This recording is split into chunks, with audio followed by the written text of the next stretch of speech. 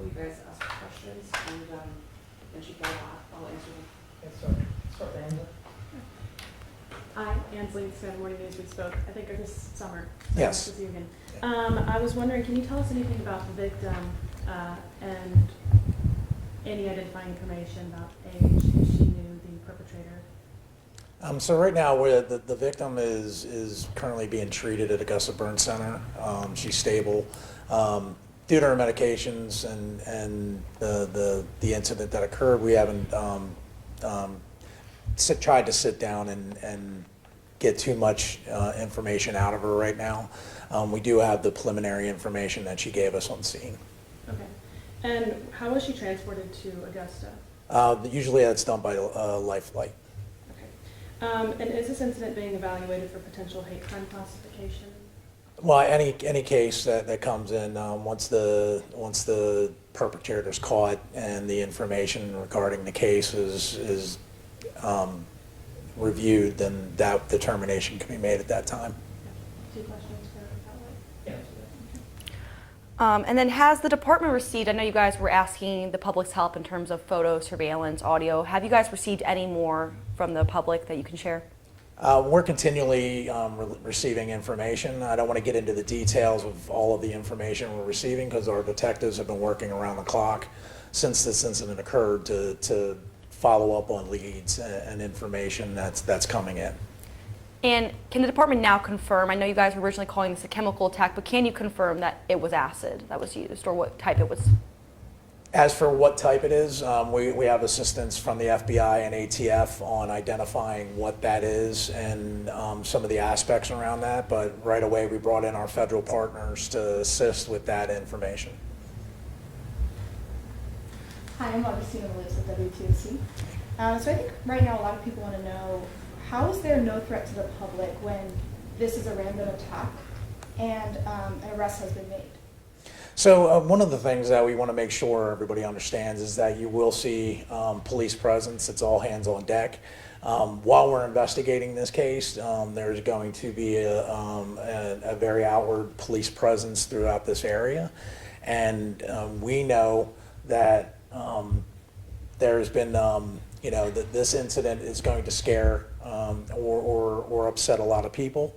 And we're well aware of the way that this case can take its own legs. But one of the things that we are doing is making sure that the residents in and around the parks and that part of town are have that police presence, see the police. They're going to be on foot, horseback, motorcycles, cars, and there's going to be a lot of visibility while we investigate this incident.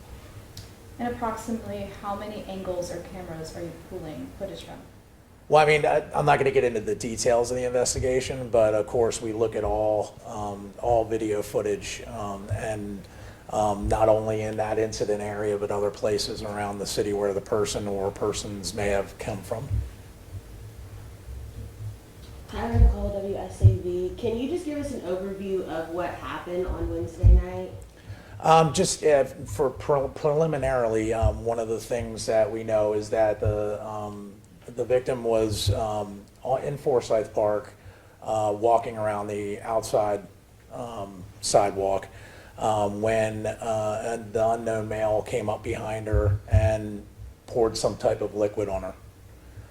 She immediately ran across the street, and EMS and police were called by someone in the area, and we responded.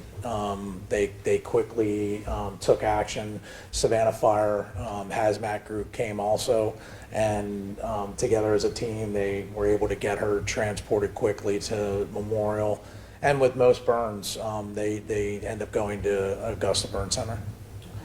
And there's been a picture that's been being shared on social media of a potential person of interest. Do you have any other details on that person who we may be looking for? That's someone that we want to talk to. It's someone that we want to speak to that was in the area at the time. I'm not going to say this person's a suspect or anything like that, but we definitely want to speak to that person he might have information that's important to this case.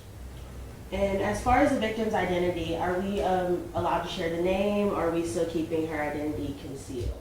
I mean, we weren't keeping her identity concealed. It was that she, you know, at the time, wasn't able to give a lot of information. So we wanted to speak to her, you know, before anything like that occurred. Yeah. What was SPD's response time? I'd have to get that for you, but it was pretty quick. We were there within minutes of the call. And do you happen to know the last time that an acid attack or something similar to this nature happened? I've been here 31 years, and I don't remember an acid attack. I've had domestics where things were thrown on people and stuff like that, but something like this I haven't seen. Any more questions?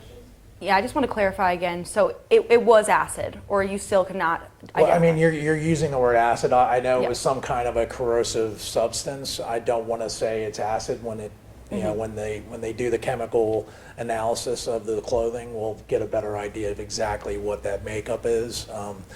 But you could say it's some kind of a corrosive substance. Okay. And do you know if there was any physical evidence that was left behind at the scene of the crime, or potentially, you know, what that corrosive evidence or liquid was found in? Was there anything found? I don't want to go into what was collected or any evidence that was collected at this time, just because it's an ongoing investigation. Do you believe the victim was chosen at random? You know, I don't know. Don't know if there's any kind of victim-suspect relationship at all. If there was any kind of prior contact is unknown. And how many agencies are working on this investigation right now? I could say, well, the whole Savannah Police Department, along with FBI, ATF, and, you know, of course, any other agencies where, you know, we deem that necessary to bring them in. But we usually bring in our federal partners on things like this. Do you have any leads on who the attacker is? Do you know who you're looking for? I mean, we have information that we're following up on. So, you know, whether, you know, when we do get to the point where we're arresting someone, we'll make sure we let the public know. Okay, thank you so much.